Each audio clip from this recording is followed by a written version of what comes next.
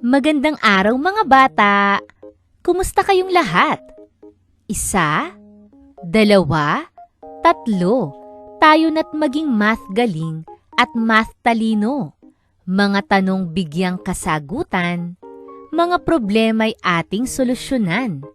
Halina't maglakbay sa mundo ng mathematics. Sa 8 linggo ng 3 markahan.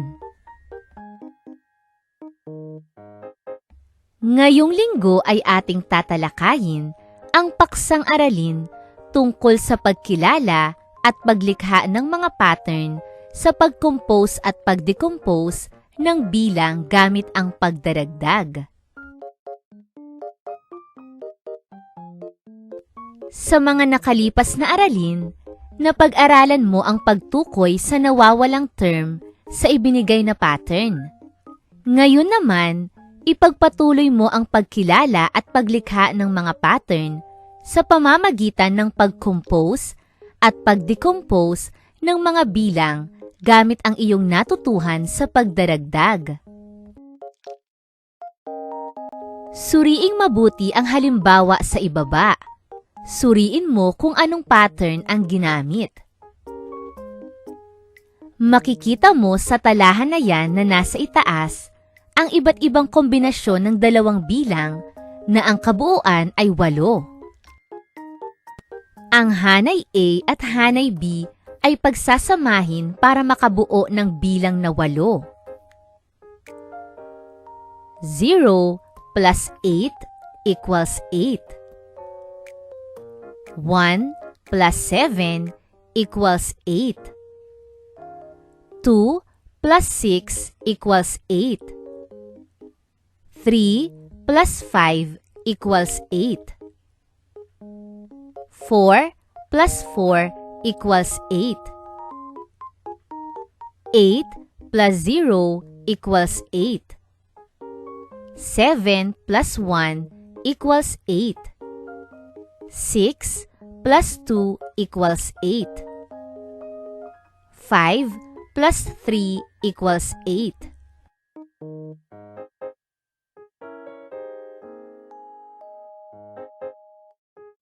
Narito naman ang mga kombinasyon na may kabuoang bilang na 6.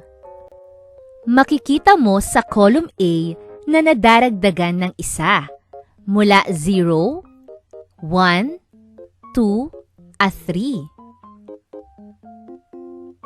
Ang nasa column B naman ay nababawasan ng 1 mula 6, 5, 4, at 3.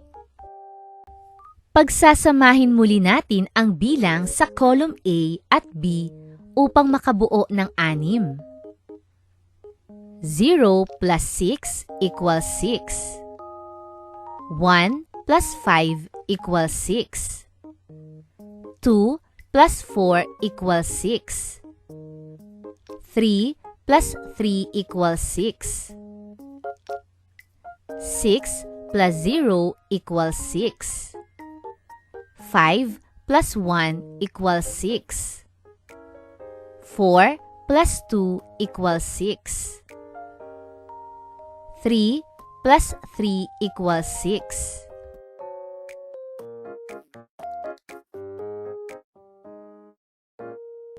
Sa paglikha ng pattern, mahalaga ang pag-compose at pag-decompose ng mga bilang gamit ang pagdaragdag at pagbabawas.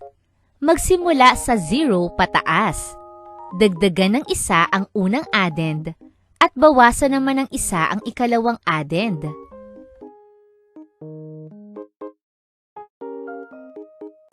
Para sa unang gawain sa pagkatuto, suriing mabuti ang mga pattern na nasa column B. Tukuyin ang hindi kabilang sa equivalent expression ng bilang na nasa column A. Gawin ito sa iyong sagutang papel. Ginawa ko na ang bilang 1 at 2 para sa iyo.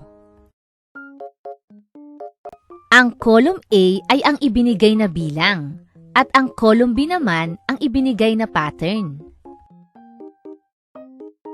Una, bilang 6. Narito ang mga pagpipilian. 0 plus 6 equals 6. Tama. 1 plus 5 equals 6. Tama. 2 plus 4 equals 6. Tama. 3 plus 3 equals 6. Tama. 4 plus 3 equals 7. Mali. Ang sagot sa unang bilang na hindi kabilang sa equivalent expression ng 6 ay 4 plus 3. Ikalawa, bilang 18. Narito ang mga pagpipilian. 18 plus 0 equals 18. Tama. 17 plus 1 equals 18. Tama. 16 plus 3 equals 19. Mali. 15 plus 3 equals 18. Tama. 14 plus 4 equals 18. Tama. Ang sagot sa ikalawang bilang na hindi kabilang sa equivalent expression ng 18 ay 16 plus 3.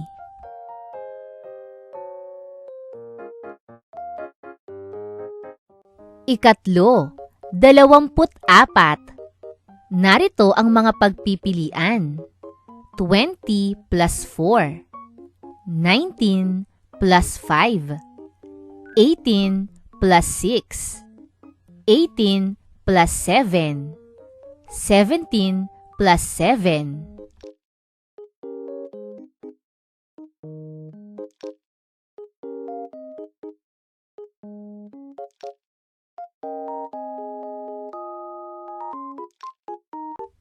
Ikaapat, bilang 20. Narito ang mga pagpipilian. 18 plus 2. 17 plus 3. 16 plus 4. 14 plus 5. 14 plus 6.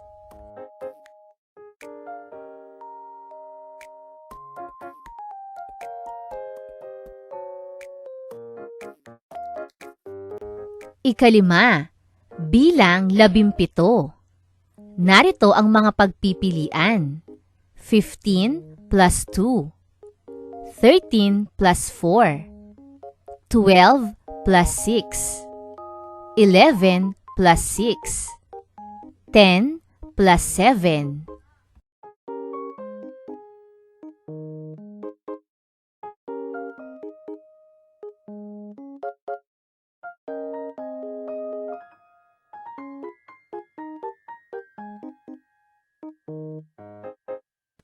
Ika-6, bilang 9. Narito ang mga pagpipilian. 0 plus 9. 1 plus 8. 2 plus 8. 3 plus 6. 4 plus 5.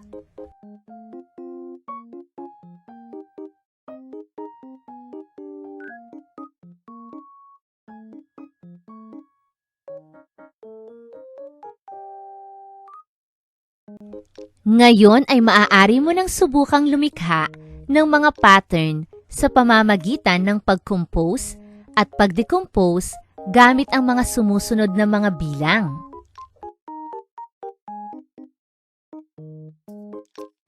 Halimbawa ay ang bilang 12. 12 plus 0 equals 12. 11 plus 1 equals 12. 10 plus 2 equals 12.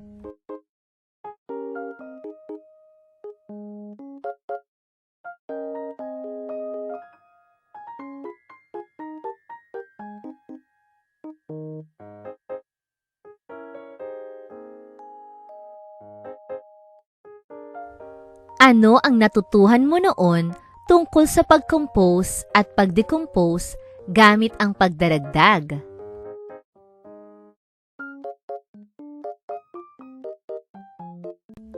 Ano naman ang natutuhan mo ngayon tungkol sa pag-compose at pag-decompose gamit ang pagdaragdag?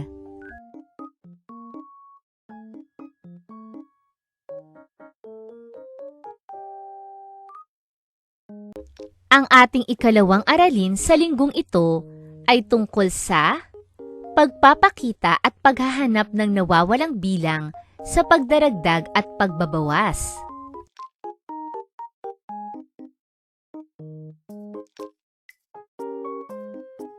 Sa araling ito, magagamit mo ang iyong kaalaman sa pagdaragdag at pagbabawas. Ngayon ay matututuhan mo ang paghahanap ng nawawalang bilang sa pagdaragdag at pagbabawas gamit ang iba't ibang pamamaraan. Suriing mabuti ang halimbawa sa ibaba. Hanapin mo ang nawawalang bilang o value ng n. Ang pamilang na pangungusap ay 8 minus n equals 5. Gumuhit tayo ng 8 bituin. 1, 2, 3, 4, 5,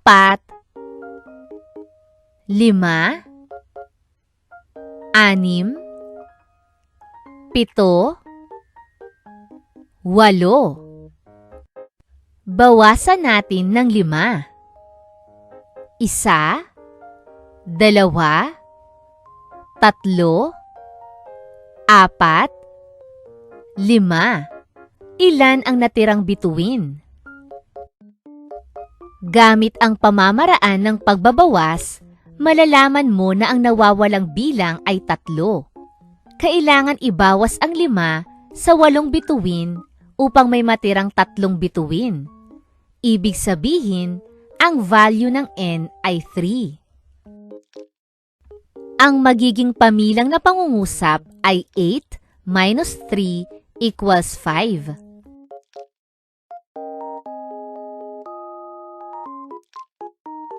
Narito ang iba pang halimbawa. Ang pamilang na pangungusap ay n plus 6 equals 10. Ito ay magiging n equals 10 minus 6. Ibabawas natin ang 6 sa 10. Bumilang tayo ng 10 mangga. 1, 2, 3, 4, 5, 6, 7, 8, 9, 10. Bawasan natin ng 6 na mangga. 1, 2, 3, 4, 5, 6. Ilan ang natirang mangga? Tama! 4. Ang value ng n ay 4. Ang pamilang na pangungusap ay magiging 4 plus 6 equals 10.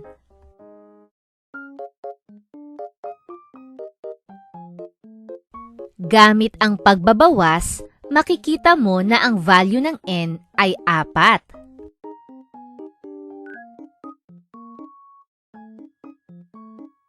Narito pa ang isang pamilang na pangungusap. 18 minus n equals 10. Ito ay gagawin nating n equals 18 minus 10. Ibabawas natin ang 10 sa 18. Tayo ay bumilang ng 18 lapis. 1, 2, 3, 4, 5, 6, 7, 8, 5, 6, 7, 8,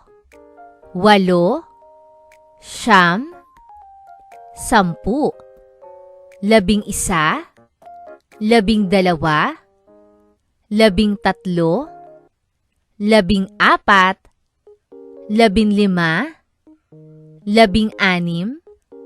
16, 17, 18. Bawasan natin ng 10 lapis. 1, 2, 3, 4, 5, 6, 7, 8, 9, 10. Ilan ang natirang lapis? Tama! Ang value ng n ay 8. Ang magiging pamilang na pangungusap ay 18 minus 8 equals 10.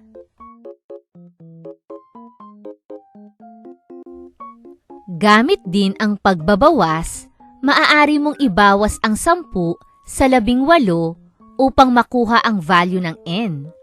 8 ang nawawalang bilang o value ng n.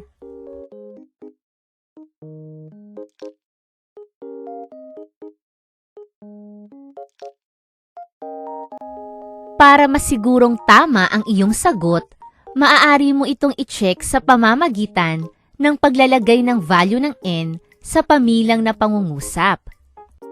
Halimbawa, 18 minus n equals 10.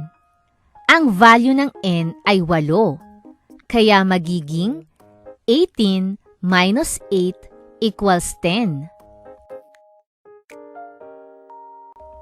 10 ang sagot, kaya ang nawawalang value ng n ay 10.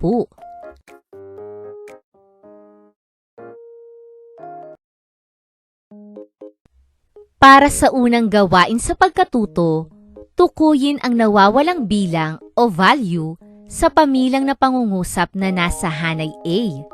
Hanapin ang tamang sagot sa hanay B. Isulat ang letra ng iyong sagot sa sagutang papel. Narito ang mga pagpipilian sa hanay B. A, 2. B, 1. C, 8. D, 3. E, 4. Narito naman ang mga pamilang na pangungusap sa hanay A. Una, 11 minus 7 equals n.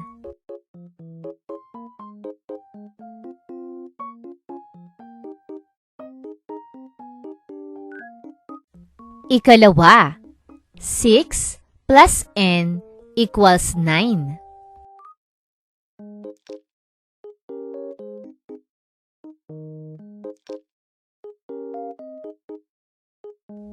Ikatlo, n plus 15 equals 16.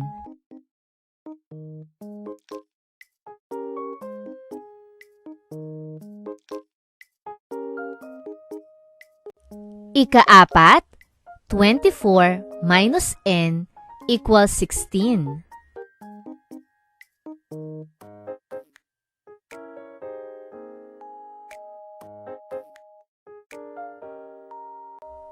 Ikalima, 15 plus n equals 17.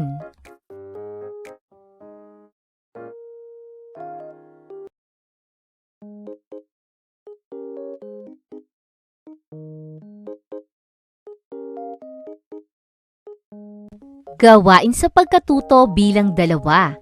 Ibigay ang nawawalang bilang o value ng n. Isulat ang iyong sagot sa sagutang papel. Una, n minus 10 equals 5.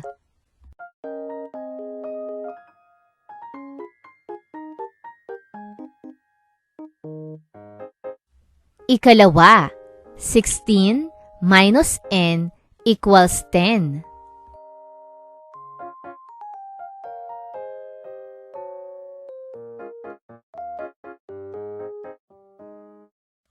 Ikatlo, n minus 5 equals 8.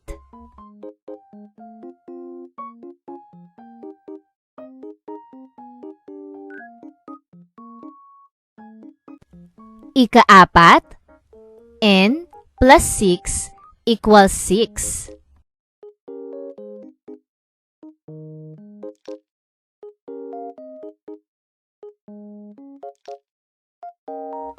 Ikalima, 15 minus 4 equals n.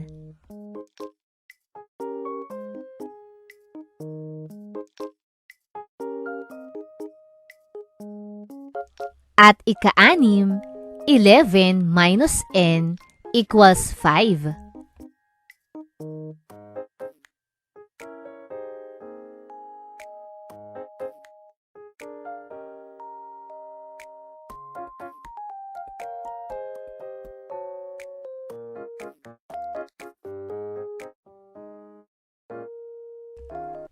Basahin at sagutan ang suliranin sa ibaba. Isulat ang iyong sagot sa sagutang papel. Bumili ka ng 12 pirasong candy sa tindahan.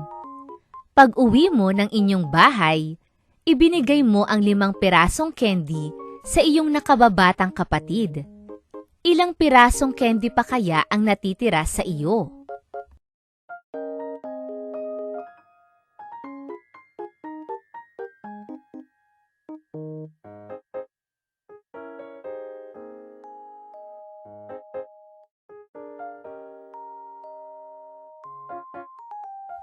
Umaasa akong naunawaan ninyo ang ating aralin sa araw na ito. Maraming salamat sa inyong pakikinig at pakikilahok sa ating mga gawain. Hanggang sa muli mga bata! Paalam!